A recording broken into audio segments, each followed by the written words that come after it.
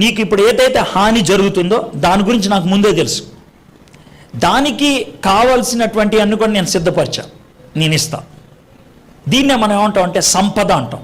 సంపద అని అంటే ముందుగా దేవుడు కూర్చిపెట్టింది. మనకి అటాక్ వచ్చిందా దేవుడు బుర్రగొక్కోడు. అటాక్ రాకముందే దానికి కావాల్సిన పరిష్కారం ముందు ఆలోచిస్తాడు. ఒక చిన్న ప్రశ్న అడుగుతాను.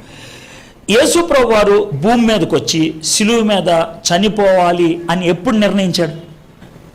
జగత్తు అంటే పాపం చేసిన తర్వాత డిసైడ్ అవ్వాలా, అర్థమైందా?